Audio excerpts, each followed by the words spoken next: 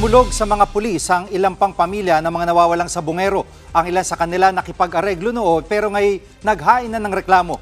Live mula sa Camp Crame, nangunguna sa balita si Brian Castillo. Brian, bakit sila nagdesisyong ituloy na ang pagsasampa na reklamo? Digi, ilan nga sa mga pamilya ng mga nawawalang sabungero ang formal na naghain ng reklamo sa tanggapan ng PNP Criminal Investigation Detection Group o CIDG. Ilan sa kanila, yung mga dati nang naghain ng reklamo pero iniurong lang daw.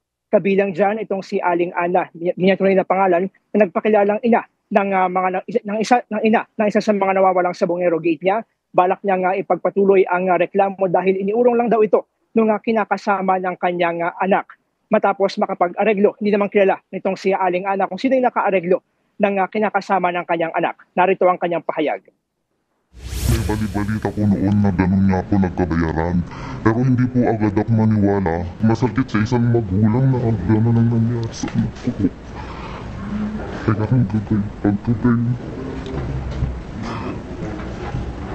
Hindi po siya maalis sa puso ko, sa isip ko. Araw-gabi po.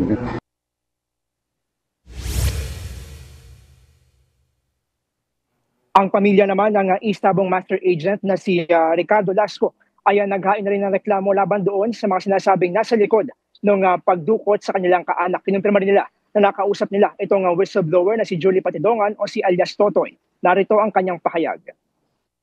Sabi nga namin, masakit man tanggapin na isa siya sa may nakakaalam sa pagkawala ng aming kaanak, pero isa rin siya sa magiging susi sa magbibigay liwanag para sa case namin. Hindi magandang nakaladkad yung mga pulis o kung sino mga government agencies dito na nagpagamit at para lang maisakatuparan yung mga gusto nila.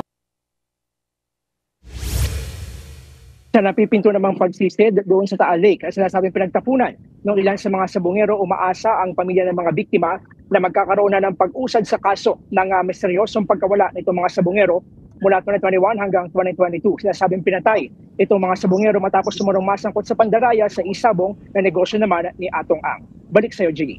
Yan pong ulat ni Brian Castillo live mula sa Camp Crame. Mga kapatid, Jiggy Manikad po. Pagdating sa mahalagang balita sa loob at labas ng bansa, dapat una sa lahat, mag-follow at mag-subscribe na sa social media pages ng News 5.